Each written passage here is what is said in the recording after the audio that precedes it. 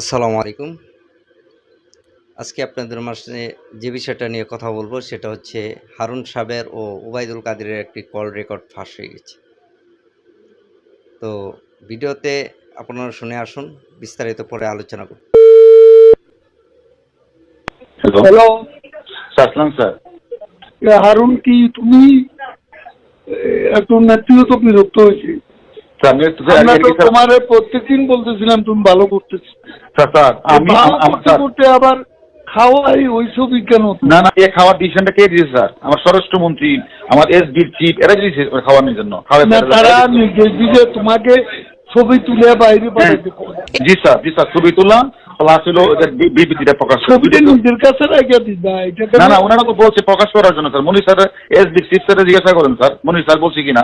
কিন্তু প্রধানমন্ত্রী যখন এগুলো বলতেছিলেন জি স্যার। তখন তো হোম মিনিস্টার ওখানে ছিল স্যার এখন যদি ওনারা যদি সেন্টার না দেয় আমাদের, এখন হোম মিনিস্টার, প্রধানমন্ত্রী বলতেছে হোম মিনিস্টার বদলি করতে, হোম মিনিস্টার আমার বদলি করে দেবেন। করতে হলে হ্যাঁ উল্টা তো তুমি তো ওটার উপর পড়বে।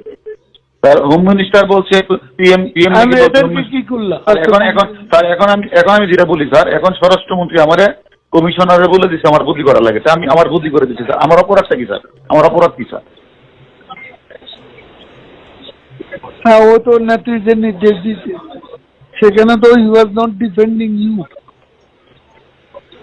সেও তো এমন ভাব দেখাচ্ছে যে তুমি এখানে পিএম কে একটা কথা বোঝাই কিছু বলেন যে বিষয় তুমি নিজেই করো, জি নিজে করো। আমি স্যার, আমরা যা করছি স্বরাষ্ট্রমন্ত্রী আইজিপি নির্দেশই করতে, এর বাইরে এক বিন্দু করে আপনি এটা প্রমাণ নেন। তারা তো এটা এখন স্বীকার করে না স্বীকার করেন না, স্বীকার তো করেন না। আপনি জিজ্ঞাসাবাদ করেন যে স্বীকার করে কিনা, জিজ্ঞাসাবাদ করেন। দেখি আমি হোম মিনিস্টারের সাথে কথা স্যার বলি। এটা যদি স্যার না করেন তাহলে কিন্তু অর্ডার এখন করে দিবে স্যার। আমি নাই স্যার, টিভিতে নাই। প্রিয় দর্শক, শুনতে পাচ্ছেন তাদের ফোনালাপ ফাঁস হয়েছে। তো হারুন সাহেব কার অনুমতি পেয়ে পাটের হোটেল খুলেছিল আমাদের সমন্বয়কদের জন্য, তা আপনারা তার মুখ থেকেই শুনতে পাচ্ছেন।